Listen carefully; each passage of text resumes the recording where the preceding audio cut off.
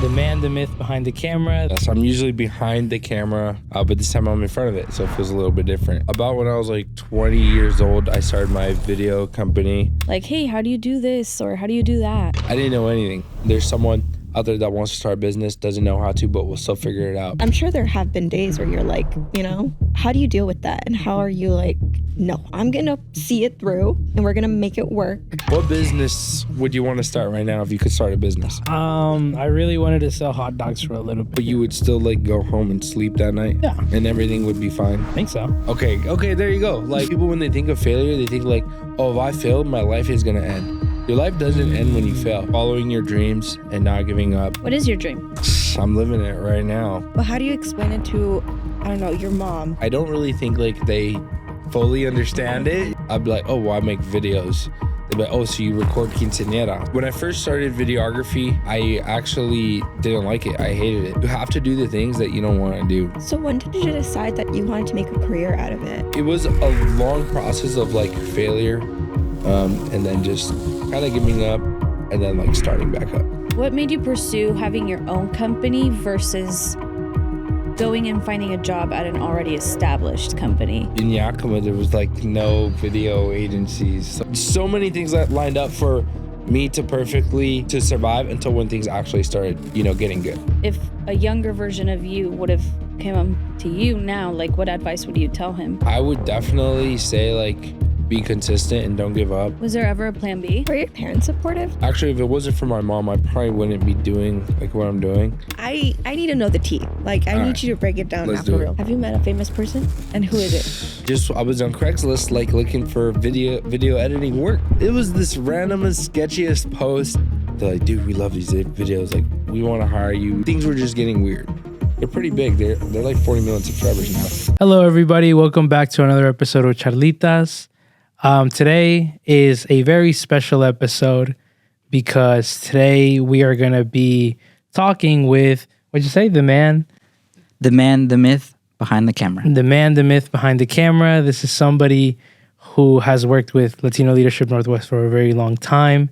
He is not just an entrepreneur, just a great, awesome director, but also, and most importantly, he is somebody that we can call a friend. So today we want to introduce Alexis, man, the director of Charlitas. Hello.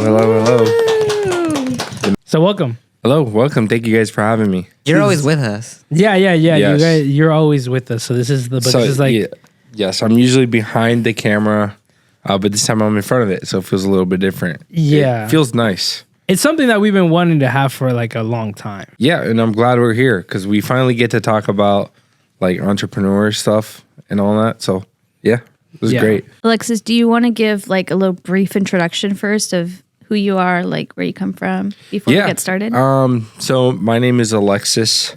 I was actually born in Southern California, but I lived in Yakima, Washington almost my entire life since I was 7 years old. And about when I was like 20 years old, I started my video company, which was just, helping out with like video production. So I've been doing it full time now for about 4 to 5 years, along those lines. And I've been working with Latino Leadership Northwest and you guys for the past 3 to 4 years, which has been like incredible. That's the short version of it. You mentioned entrepreneurship. Yes. What exactly about entrepreneurship? Because I feel like the field that you're in is a little bit different, or it's not something that people like immediately connect with to entrepreneurship. Yes. So we plan on talking about, just kind of like following your dreams and not giving up. My field is very in particular, especially, like from Yakima, Washington. It's a way smaller city than, like Vancouver, Portland, or Seattle. So it definitely was difficult getting started out over there. But I guess today, like a great topic to talk about would just be, like not giving up on your dreams or, being the entrepreneur that you want to be. What is your dream? I'm living it right now.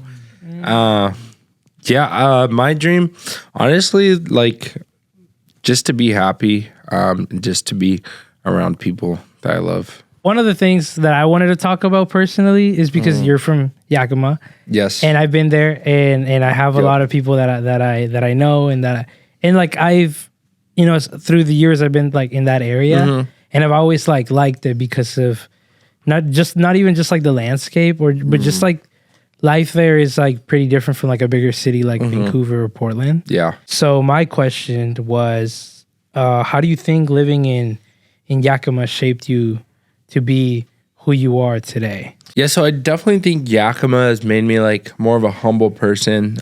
Appreciate the smaller things for sure, as opposed to living like in a big city. It's like way more fast paced living in a big city, and you kind of just like slow down and you see the way other people live their lives, like struggling in a sense, and it just makes you feel like super appreciative and a lot more humbling. So I definitely think that had like a big impact on me, just seeing the way it is in the valley and seeing how communities work, how smaller communities work. Nice. So we mentioned like he is the person who like literally like creates the magic and to like upload and make these Charlitas episodes, and that has to do a lot with the field that you're in, which is like videography and editing and all of that. What exactly is your job? Like, what do you explain to people when they ask you what you do for work? Well, it's funny because like that's always changing, but essentially like most of it, if I had to like really narrow it down, I would just say media company, and primarily like video focused. Occasionally I do take on like photo related jobs, but most importantly it's just like putting videos together, branding videos for companies or story driven videos or just like marketing videos. That's like this simple version of what it is behind everything. And you're explaining, your job to us, and I feel like most of us understand what that work is. But how do you explain it to, I don't know, your mom who or parents? Like, for example, my parents, when I tell them the job I'm doing, they're like, what is that? So I have to like simplify it into something that they are able to understand. So do you describe your job differently to your parents? Yeah, that's a good question because like even then today, I don't really think like they fully understand it. It's funny because I've never thought about it until like you bring this up right now. But yes, like I don't think they fully understand it because if I like even back then, I'd be like, oh, well, I make videos. They'd be like, oh, so you record quinceañeras? I'm like, no, like I don't do those types of videos. I don't do anything. And they're like, why not? You could be making so much money. I'm like, no, well, I really do more like advertising videos. I used to do a lot of commercial work. I don't anymore. But I do more. I kind of work with a lot of like nonprofits, and we make story driven videos or just anything kind of like media support related when it comes to making like community driven videos. What made you want to become a videographer, and like what motivated you to keep pursuing the origins? Yeah, that's like, or I guess like also with motivation with videography, like entrepreneurship and all that as well. When I first started videography, I actually didn't like it. I hated it. I mainly would just like edited videos when I was younger. And like I loved editing the videos, but the actual like holding the camera, doing all that, it was never a passion of mine. I had to like learn how to do the camera stuff if I wanted to be where I wanted to be at, right? Like sometimes you have to do the things that you don't want to do. And through that, I actually did end up liking it, but it wasn't until like years and years later of doing it where I was like, oh, I actually kind of do like filming. I don't really like editing no more. But the start of the passion always started with video editing. Like I would figure out how to do like some cool effect. I'm like, oh, that was so cool. How can I like make this one better? And, I went through like so many different stages. And it's led to like the stage that I'm at right now. How do you get into that though? Like, was that like, did that start off as a hobby? Was that like in high school? Like how did that start? Yeah. So it started off when I was in middle school with the video editing. I'd watch like did you guys watch like gaming videos? Yeah. Okay, there you go. Yeah. Like all those like gaming YouTubers, I would watch them. I would make my own little dumb gaming videos and like my friends would like come around and they would watch them and they thought they were funny. And that's like when I got into video editing. I was just like I would like see certain YouTubers do like certain effects on their videos. Like, oh, like let me try doing that. And that's personally how I got into it. And then just going on YouTube, like looking up tutorials and all of that good stuff.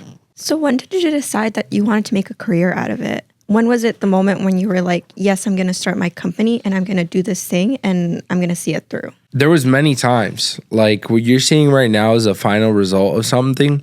But this was like many attempts, many like times where I started and then things didn't go accordingly. And I had actually given up. And I was like, I don't want to do this. So like when I first started, I told you guys middle school, like that was my dream was probably like to be a YouTuber. And then I actually, you guys know the name of my company, right? Mm-hmm. Like what is it? Media Mountain Productions. Yeah. Okay. Media Mountain Productions. So before that, we could talk about the names. I'm going to tell you guys the names of the other companies. They're so funny. So the first one was Espinoza Visuals, which is my last name with visuals. That's like probably when I was in high school. Like I tried starting my thing. Didn't really work out. Then the other one I called, this is so corny. I named it The Best Place in Town. The video place. No, just the best place in town. I was pretty young. I was like 18 years old. And my thought behind it was like, oh, I'm going to do marketing videos for the best place in town. So whatever. Like, yeah, it was weird. Then I was like, you know what? This name is not it. And then I named it The Code 3 Agency. I don't know why. They're pretty abstract. Yeah. And then there's Media Mountain, the one that you guys know. But it was a long process of like failure and then just kind of giving up and then like starting back up because it was really, really ultimately I just couldn't see myself doing anything else. Well, it sounds like you were self-taught. Yes. I actually am self-taught and I actually did go to school for it. So I don't know if you guys know this, but actually 50% of like the creatives out there are self-taught. You can go on YouTube. I learned a lot on YouTube. I learned a lot at school and then just trying to learn like on my own. So, I'm like both. Like school, like did you go to college or was it just like a high school class? So when I was in high school, I went to this thing called YB Tech and it's like a technical hands-on school. So I went there my junior and senior year of high school. What made you pursue having your own company versus going and finding a job at an already established company? In Yakima, there was like no video agencies, so it was like I had to go like on my own. I actually wish there was like some other video production companies out there. There's like one now that is actually like a legitimate company. Yeah, but I don't live in Yakima anymore. But there was just no video companies and actually like the videography in Yakima now, like there's a lot of videographers now. When I first started, there wasn't. Like social media wasn't popping. I mean, like businesses at the time were not using it the way they're using it now. You know, it was mainly like for YouTubers and like Instagram influencers. But now as we know, like all the businesses are using social media, and who wouldn't benefit from like videos, like marketing videos and all that. But there was like none, so I had to go do my own thing. I mean, I know we're already kind of touching on the topic, but just that thinking though of like, being like, all right, like bet I'm gonna do this on my own, and like I know you're saying like it's something that took a lot of years, right? Mm-hmm. But it's still like I don't know. To me, it's just still something that I feel like is scary. And I feel like maybe to many people watching who maybe thinking about it, it's like, but it's still like, dang, like you're really putting yourself out there.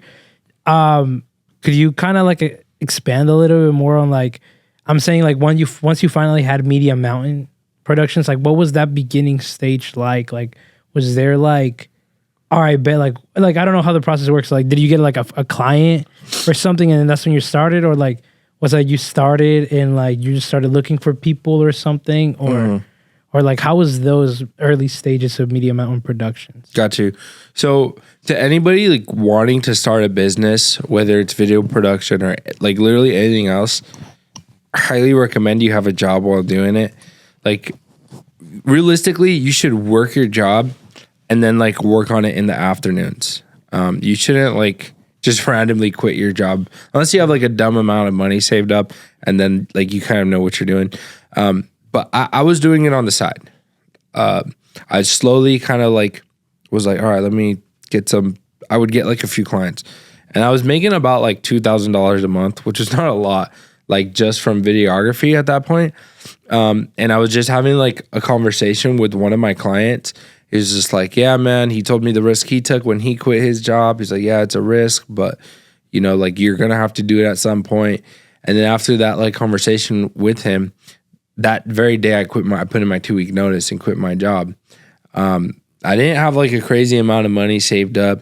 Honestly, if I could redo it, I probably, it's tricky, right? Cause like things worked out and maybe if, you know, I didn't do that, maybe I would have never took that chance and, you know, never been down this path. But at the same time, like, you know, maybe I could have saved up a little bit more and had it easier. But the beginning of starting your own company is the worst for like 80% of people. It is so bad.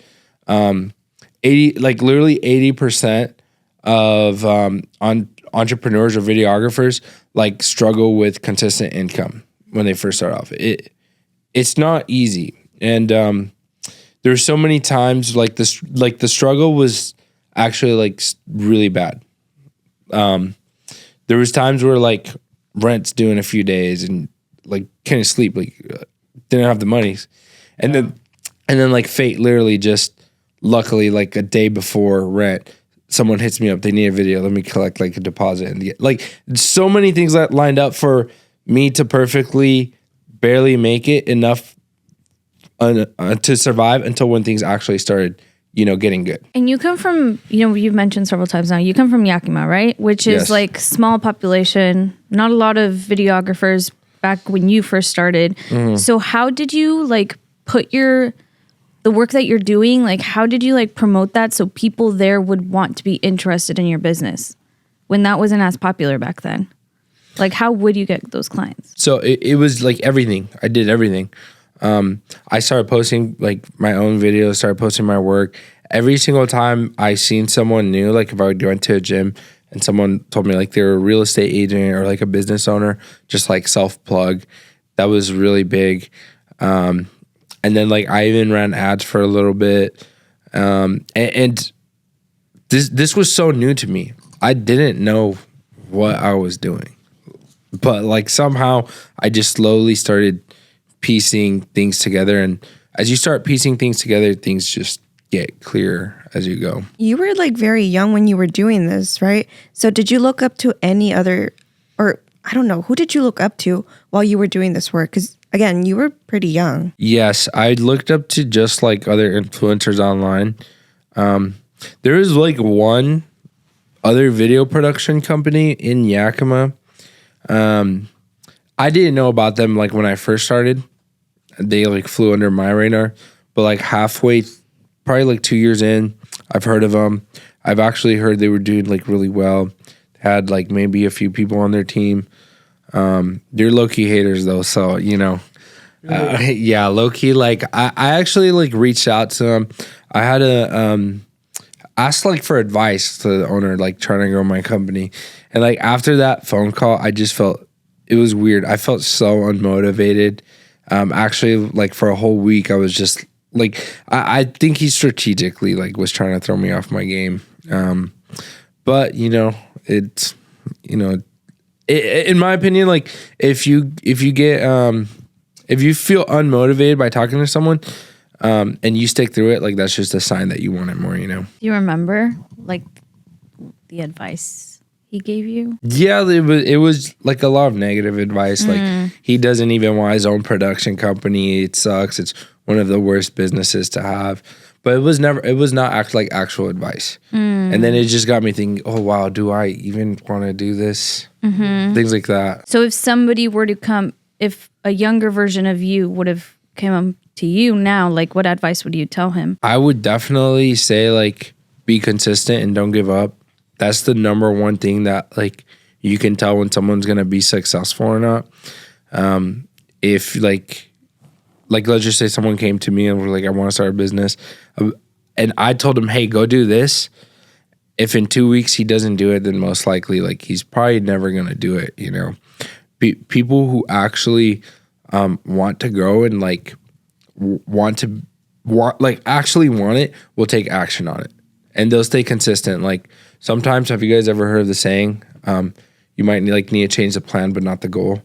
That's like, you know, what you have to kind of do when you're in that entrepreneurship plan. Sometimes things aren't working and you got to go figure out a way to make it work and think on your own. It's actually so important to be an independent thinker and solve problems on your own with nobody's help, just with your resources. Was there ever a plan B? Plan B, not really. I mean, there was many times where like I thought I was gonna quit just because like things weren't working out.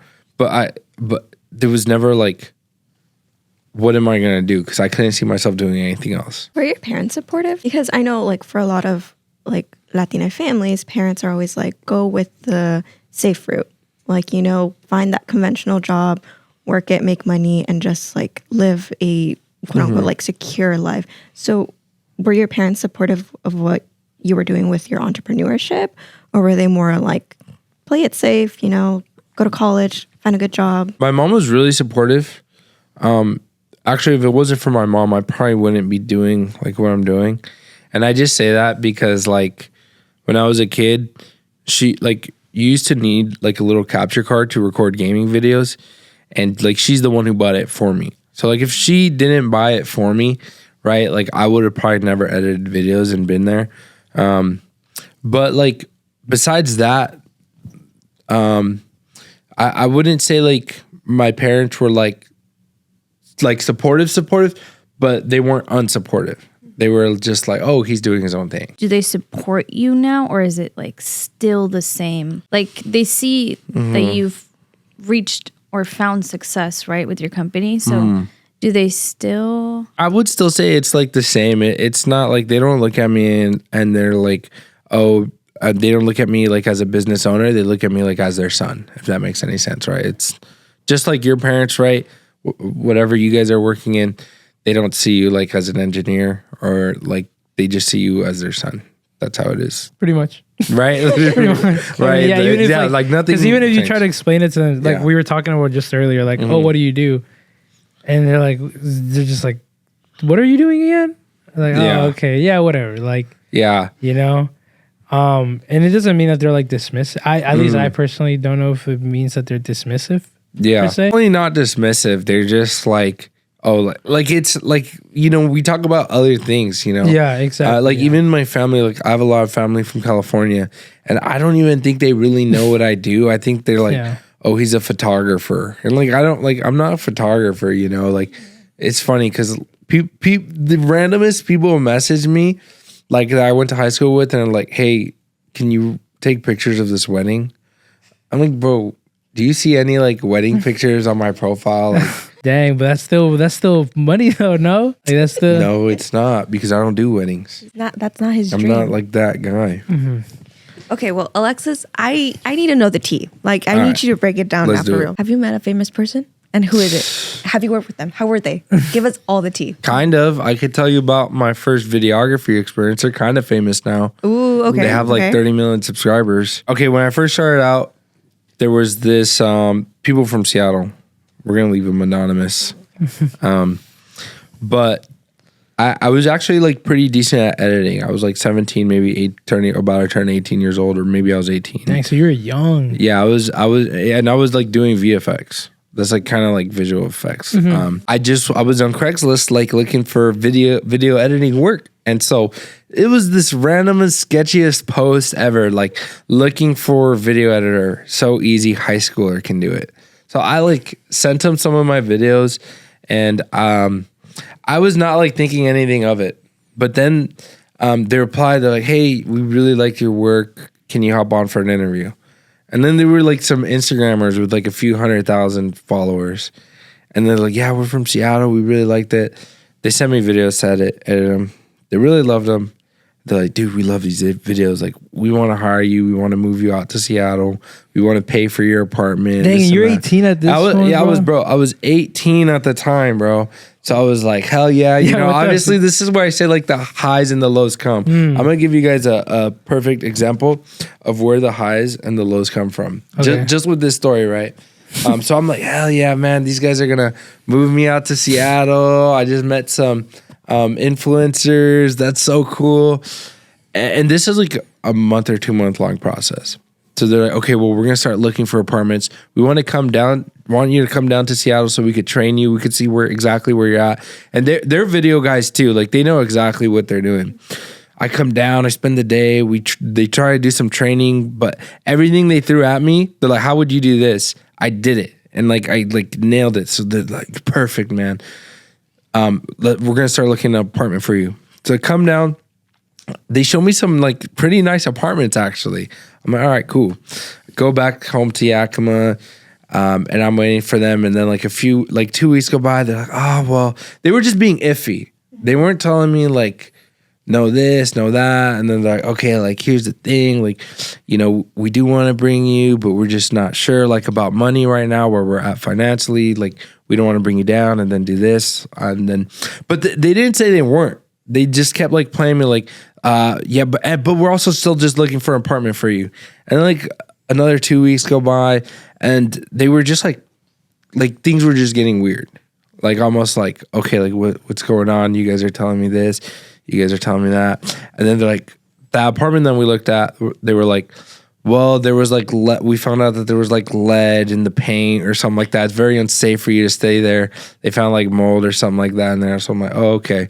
But that's like all they tell me. And then like two other weeks go by. So I'm like, hey, what's like going on? You guys want to do this or not? And they're like, oh, well, yeah, man, if you want to come to Seattle, you can come move to Seattle. Like, you know, like, yeah, like come, like that's like all up to you. I'm like, bro, like you guys were like the ones trying to like move me here, talking all this like big game, and they it was just weird. It was like really weird. In my opinion, just kind of led me on, and then they tried to hire me like virtual, like to be their lead editor, like months later. But I told them no, because they're pretty big. They're like 40 million subscribers now. Whoa. They own like a company that they're mainly target to kids though. So it's not my cup of thing now. They're completely different from when like I was working with them. But I definitely would say like they led me on for sure. Where I was like, okay, Dang. y'all are gonna do this, and then. Do you know, like when someone asks you like, could you help? Could you work with us? How do you know? So there's just things I don't do, like weddings. And like, I do think if there's any other videographers out there, you should definitely stick to some sort of niche. As you guys can see, I've been kind of in the nonprofit area. Also recently I joined another niche. I've been running Facebook ads for like contracting based businesses over there in Seattle. But you definitely know, and you don't want to work with low quality people. You know, I get tons of messages of, you know, not like low quality people, but I know there'd be like a low quality client. Like a really bad sign if someone like hits you up and is like, hey, I have this crazy idea for this project. It's going to be massive. It's going to be big. Can you come do this? I'll pay you like an exposure or something. I'll give you a shout out, or, hey, there'll be money in the future, but there's none right now. Like those are really good signs that, these are like low quality clients. I'm not saying low quality people, but like people that want to kind of take advantage of you, not really pay you what you're worth. And all this stuff, like the productions that I do, like take a lot of time. You know, they take a lot of resources. They're edited like very well. So it's impossible to take on like a certain more than like 6 projects a month. I can't do it. It's like impossible, right? Just because like time and resources. So it's not like a barber, right? If a barber gives out a free haircut, it's like 1 hour of his life. If that makes any sense. So how did you kind of know, like you're just talking about like six projects a month or 6 projects, and that's like, you know, like how do you know, I guess, how to like pace yourself now? And like, does it ever, and especially at the beginning, like of like it kind of like popping off, like did it ever get like really overwhelming? Like, you know, kind of going from like not having a lot of like clients to like now you have like a lot of clients, but like not, like how was that over, and how did you balance that? It's really overwhelming right now. Okay. Like we're pretty popping. So I hired an editor. So I brought someone on, and then I hired 2 salespeople recently, and it's just like constantly been growing. So I've never actually like experienced this like growth like this. But in the beginning, it's like I would take on anything, which was horrible, right? If let's say like you're slow too. Like I was so slow at making these videos that I would work like averagely I would probably work more than 40 hours a week when I first started, and make like, if you had to average the money, it was less than minimum wage. Really? Yeah, it was really bad. But now it's like the complete opposite. It's really good to put systems in place into like any business owner, not just like me.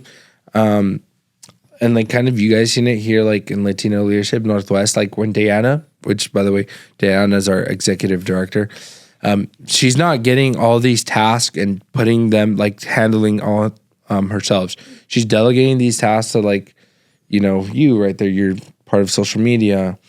And then Alma, you know, you have your tasks within the organizations. And then even me, like helping with the media, it's super important. And this is something that I'm like new to learning, but I'm learning right now, like delegating these tasks. If you like want to grow, you can't do everything yourself. Nice. Did you have anybody helping you? People in and out, like I've tried to bring people on, but they wouldn't necessarily put in the same amount of effort. So then after like I realized like, oh, well, this person's not putting in the same amount of effort, or like paying them, I'd rather just do it by myself. That's when like I went solo for a long time after that. Now I'm starting to bring people in now as well. I'm realizing that was a mistake of me, not trying to bring people in because they were not like doing a good job. It was a mistake of me because I just wasn't finding the right people. I should have not like let that stop me. I should have kept looking for someone better that actually wanted to do the job right. Like the logistics of it all, you know, like all like the business terms or like the legal matters or whatever. Like, did you like Google your questions, or like were there other businesses that you like asked, like, hey, how do you do this or how do you do that? Yeah, you learn everything as you go. And this is like I wish like I could have just paid someone to know like everything. Like, here's a list of what you need to do. Just go do this. Look, go do this. Go do this. I didn't know anything. Everything I had to, oh, well, how do I start LLC? Then you look it up, right? You just go on and this is what I'm talking about, being a problem solver is like so important, right? Someone out there probably wants to start a business right now and doesn't know how to. And then there's someone out there that wants to start a business, doesn't know how to, but will still figure it out. And it's called use your resources. Go on Reddit, go on ChatGPT, go on YouTube, and you find it out. Like the first time when I just started Media Mountain, I would walk to the businesses and be like, hey, do you guys want a video, blah, blah. And they'd be like, oh yeah, like we might be interested. We just need your W-9. And in my mind, I'm like, what the hell's a W-9? You know, but I'm like not trying to show them that, okay, yeah, I'll get that to you. And then I go back home like, what the hell's a W-9 or W-2, right? And it's just, that's how the process goes. Even when I first started, the client's like, okay, send me an invoice. I'm like, gosh darn it, how do I make an invoice? I have no idea, right? Send me a proposal. Oh yeah, I'll send that right over. And then all right, I'm right there. How do I make a proposal? It's just like that, like stuff like that you don't know. But you just learn way more efficient ways to do it as time goes on. Like I used to manually create all my proposals like by scratch, and now I just have a system that like does it for me. Is there a dream project? I'm living it. No, no, I mean I would So really corny. yeah. I'm just kidding. No, I would definitely like to work on if there was a dream project, it would probably just be like a huge budget where I can like focus on like one client and make like hundreds of videos for them and like have a team around that. That would probably be like the dream project where like I can just make the ideas actually happen and try to grow the page and not have like restraints on me. So far, though, which one has been your favorite project that you've done? My favorite project. I hope you're looking at us. Honestly, they're all really good. Like okay. I can't really compare like one. I've had a worse project if you guys want to hear that one. There was like this one time when someone was like, "Oh, need a video." They reached out through someone mutual, and they're like, "Yeah, it's so simple, like the simplest video ever." But they're like, "But we need it tomorrow." I was like, I quote them like 5,000, and I'm like, "Cause it's tomorrow." They're like, "Oh no, that's way too much. This video is so simple. I only have like 3,000 or something like that." And then I was like, "All right, well, you say it's gonna be simple." But I'm like, all right, over here, I'm like, whatever. The way I'm thinking about this is like, this is going to be a 1 day simple project. I'm going to just show out. Let me hire some people. Boom, show out, hire like 2 other videographers. I'm not even planning on taking any money. I'm just like wanted videos for me like to look legit. No, shot this thing and they're biggest complainers ever. Oh no, we need to do this. We need to do that. So I added another day to the filming.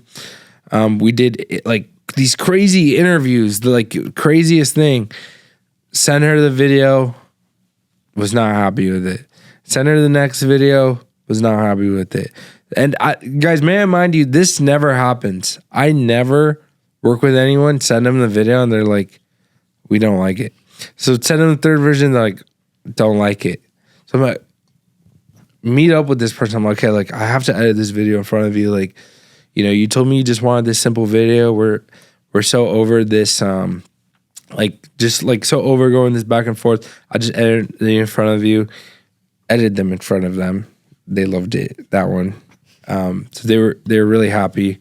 But like really just turned out this person was like a really sketch person that, you know, obviously I'll never work with before. I'll never work with again. But it just turns out this person was doing a lot of people like really dirty, like not paying them and doing all this. Did you get involved with LNW? LinkedIn. I was posting on LinkedIn. Yeah. I was on that LinkedIn grind for a little bit. Just posting every day. And wait, did Diana find you? Maybe we not already talked about it. Did Diana find you or did you find Diana? I got referred. You got referred. So yeah, she posted like that she needed someone to do a project, and then someone like sent her my stuff, and then that same person like sent me her way, and then things just happened to work out. What do you do for LNW? I'm the board. I'm on the board. Hey, you are on the board, so I'm not just I was like gotta hop on this board. Going on 3 years? Yeah. Hey. And you've also helped with the conference stuff, right? Yeah. I do a lot of stuff for LNW. Yeah, those conference clips. You should go watch those. Those are also on our YouTube channel. I guess we recommend him. Yeah, I guess. And if you watch Charlitas and you like it, then shout out to him, I guess. Yeah. It's up today. Shout out to you behind the camera. Yeah. Shout out. Hey. Do you still continue like any trainings or skills? Oh yeah, every day. You have to like learn new things. Actually, like I'm like in such a big learning stage right now.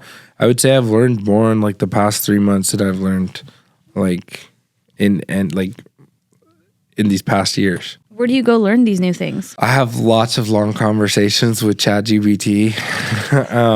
Like I put it on the voice mode. I'm like new dabbling into some software. So I've besides like the videos that we do with you, I've been joining the company as a marketing agency as well. Like on a side venture, which I got into some like new software, which has brought me more questions than answers. And And I literally just been learning so much every day. Like for 12 hours, I just lock in and work. That's a lot of hours. Yeah, it's a lot. Speaking of like hours and stuff like that, I know you've kind of already touched on how long sometimes things take with this kind of job, but like I don't know, for maybe anybody out there, like what's something like maybe unexpected, like what's like a difficult part of the job that maybe some people wouldn't expect that you have to deal with? I think everything's a lot more difficult than you would think. Just because like I've had friends who would be like, hey dude, why don't you just go make this video and just charge them like $100-$200? Like it's so easy. You could be making so much money, but they don't understand like the amount of work that goes behind it. You mentioned motivation being one of the key factors if you want to start your own business, right? I'm sure there have been days where you're like, how do you deal with that? And how are you like, no, I'm going to see it through and we're going to make it work. Do you like look up like motivational YouTube videos? Man, when I was like 16, I would, not anymore. Hope Corvids. Yeah. A lot of it is just, you go through so much situation. Like when I first started, it was just like every day, like it's like you're just putting out a fire. It's so bad. It affects you mentally. But then after like about 16 months, I was like, well, I'm still here. Like can I do something about it? Oh, I can? Okay, then let's not worry about it. Oh, can I not do something about it?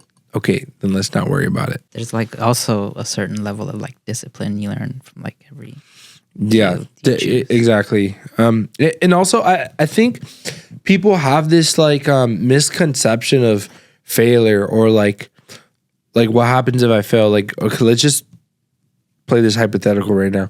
Luis, like, let's just say you want to start a business. What business would you want to start right now if you could start a business? I really wanted to sell hot dogs for a little bit. Let's say you went out and you bought a hot dog stand. Yeah. You're selling hot dogs. Yeah. And you're like 4 months in.